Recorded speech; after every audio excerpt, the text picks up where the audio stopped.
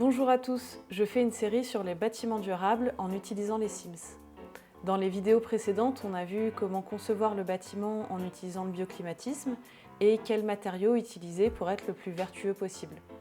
Dans cet épisode, on va voir comment se chauffer grâce aux différents systèmes et comment meubler cette maison grâce aux équipements. Ok, donc nous revoilà dans notre super maison écolo. Ce qu'on va commencer par faire, c'est mettre une ventilation pour être sûr que l'air circule bien dans la maison. Donc par exemple, j'en mets une dans la salle de bain. Donc la ventilation, c'est pour s'assurer qu'il y a un bon brassage d'air et qu'il ne fasse pas trop humide dans la maison. Pour le chauffage, il y a deux grandes familles. Les systèmes passifs, comme les puits provençaux ou canadiens, qui utilisent la chaleur assez constante de la terre pour réchauffer et aussi refroidir en été. Mais ça ne réchauffe pas énormément, on est aux alentours de 12-15 degrés. Et on a aussi les systèmes actifs, au bois, au fioul, au gaz, à l'électricité. Donc là, dans les systèmes de chauffage, on n'a pas grand-chose dans les Sims. En gros, on n'a que des cheminées. Je sais qu'il y a des extensions, il y a des radiateurs, mais moi je ne l'ai pas. Donc on va partir sur une cheminée avec potentiellement quelque chose comme ça, un poêle à bois. Donc ça c'est assez intéressant le poêle à bois parce que ça utilise une énergie renouvelable qui est le bois.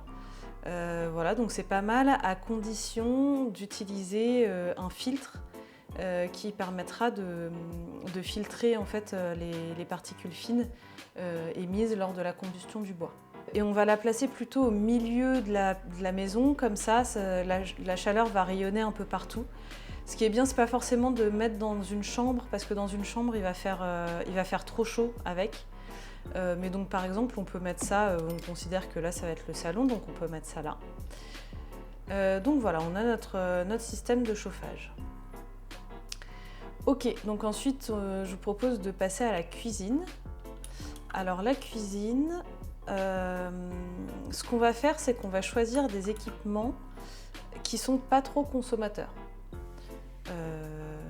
Si possible, des équipements électriques, par exemple. Alors, il faut d'abord que je mette un plan de travail.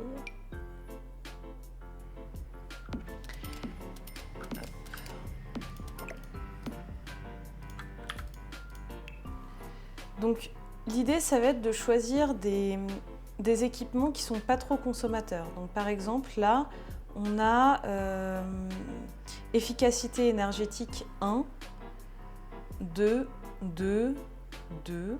Donc, c'est pas énorme.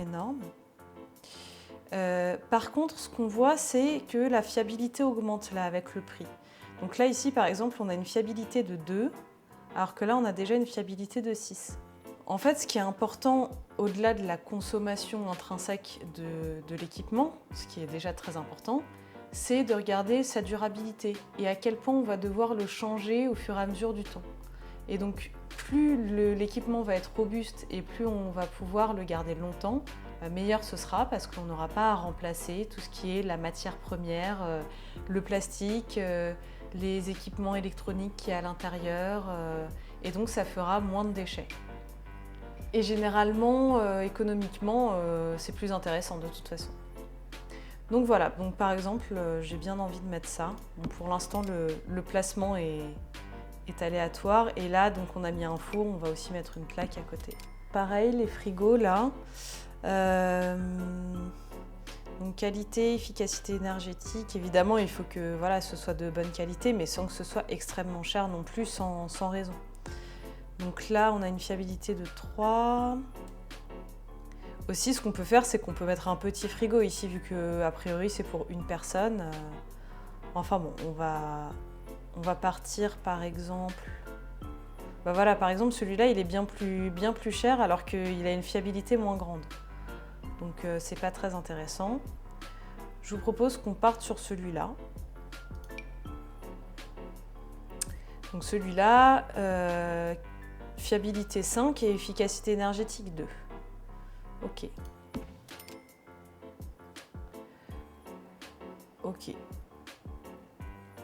Je vais refaire un peu peut-être la disposition vite fait parce que c'est pas terrible là ce que j'ai fait. Ok, et donc là il va falloir mettre un évier. Donc là c'est pareil, en fait pour les éviers on va regarder la consommation d'eau. Donc là efficacité énergétique 3, fiabilité 3, 3, 3. Donc là par exemple on peut un peu investir pour avoir une efficacité énergétique un peu meilleure et aussi une meilleure fiabilité. Donc on va devoir moins le réparer souvent. Voilà. Donc on va appliquer ce principe aussi à la salle de bain. Donc dans la salle de bain, on a ces toilettes-là qui parlent de matériaux recyclés. Donc là c'est intéressant parce que ces toilettes, elles ont l'air d'être issues du réemploi. Le réemploi, c'est une pratique de plus en plus encouragée qui consiste à récupérer des éléments qui auraient été jetés. Dans le cycle de vie, on saute donc l'étape de déchets et élimination pour la réutilisation. C'est un principe qui peut s'appliquer à un grand nombre d'éléments, du super fauteuil vintage trouvé chez mamie aux fins de pots de peinture. Si, il y a des marques spécialisées pour ça. En passant par les éléments de plomberie. Il y a même tout un courant de design qui consiste à donner une seconde vie à un objet, comme par exemple utiliser une porte pour faire une table. Ok, donc je vais considérer que mes toilettes, et il y a l'équivalent en évier aussi, que ces deux éléments sont issus du réemploi. Et donc dans la douche, c'est pareil, on va essayer de faire un compromis entre le prix, la fiabilité et l'efficacité de l'eau, enfin l'efficacité de la consommation d'eau. Donc on a 1, 1, 1, fiabilité 5.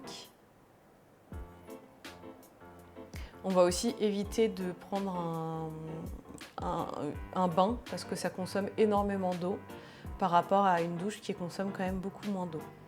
En fait, il n'y a pas grand-chose qui a des bonnes efficacités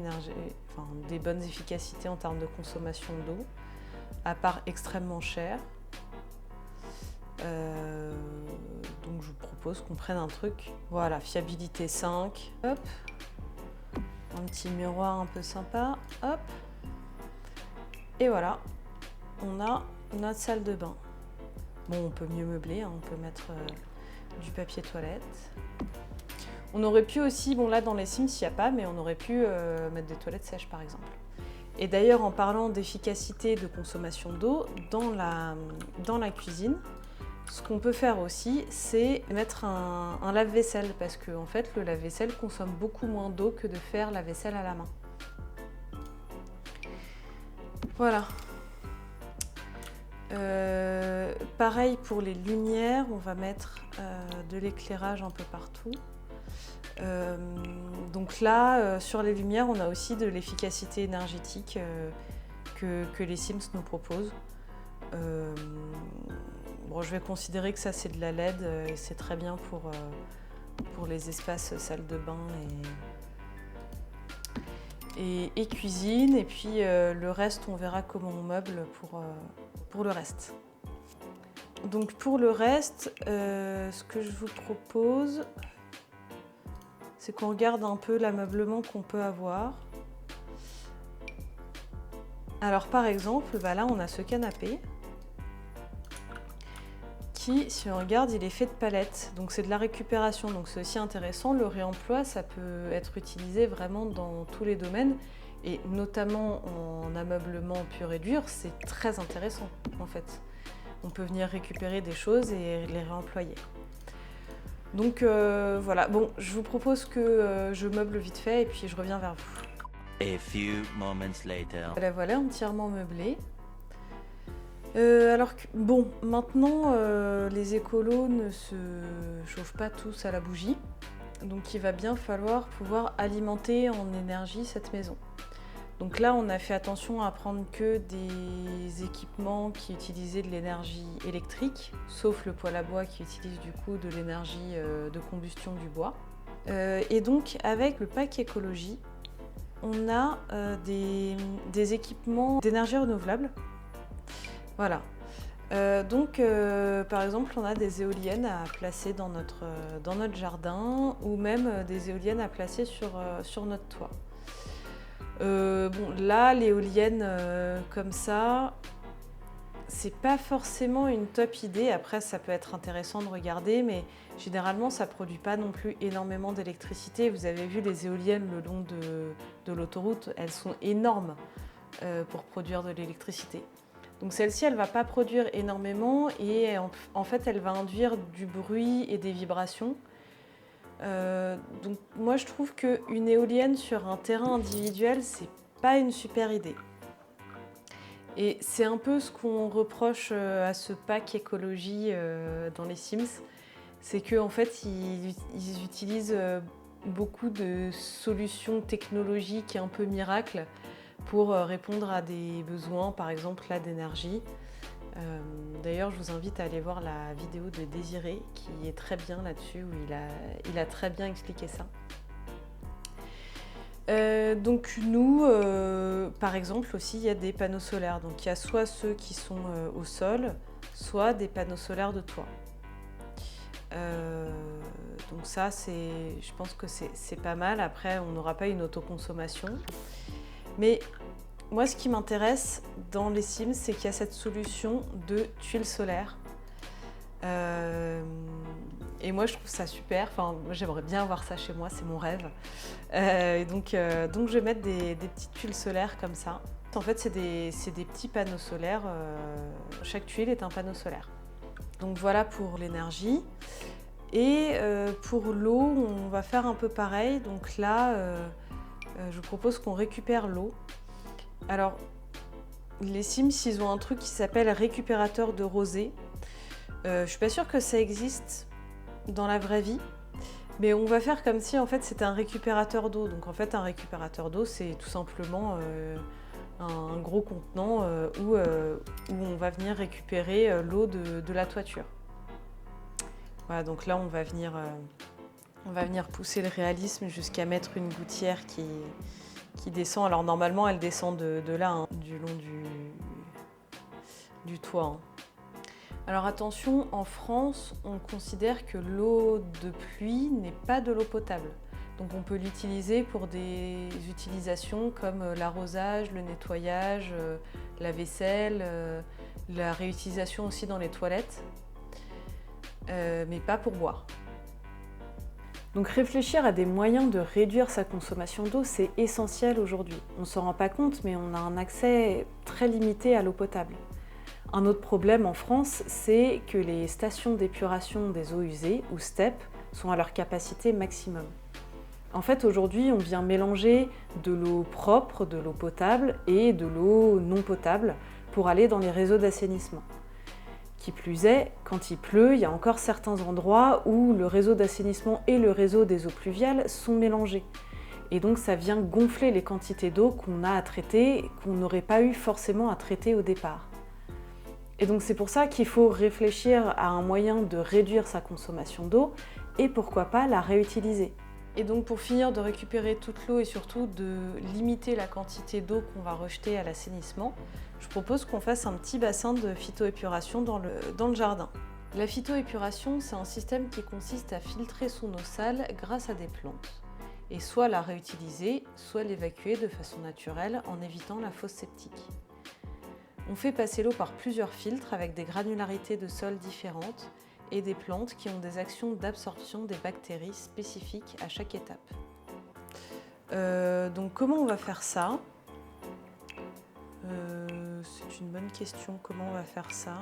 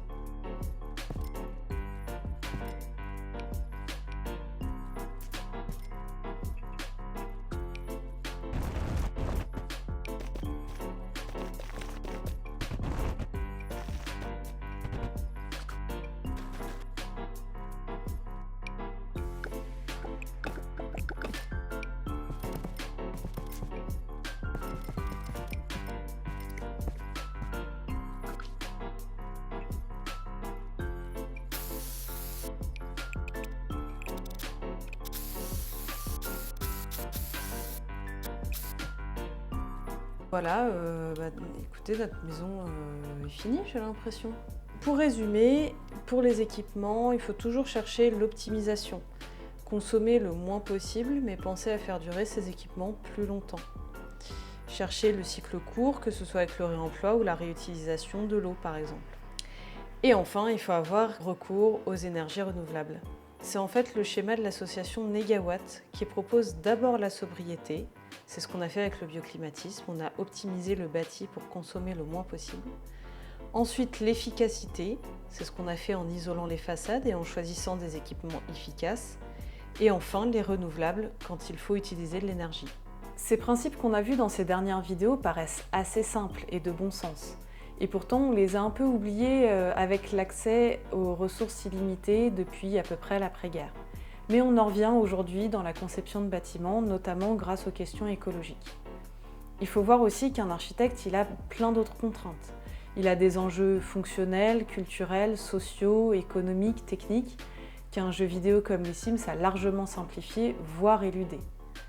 Il faut aussi voir que le défi pour les architectes, c'est de garder un dessin original et de proposer des bâtiments diversifiés et intéressants. Parce qu'il ne faut pas oublier que l'architecture, c'est d'abord un art. C'est d'ailleurs le premier art. Et ça, c'est un débat que je laisse aux architectes parce que moi, je ne suis qu'ingénieur. Mais donc là, vous trouvez pas qu'il manque un peu quelque chose à cette maison quand même? Je pense pas qu'elle soit tout à fait finie, on a fini la maison, mais ce qu'on n'a pas fait, c'est le jardin. Et donc dans la prochaine vidéo, on se revoit pour parler du jardin et surtout de biodiversité.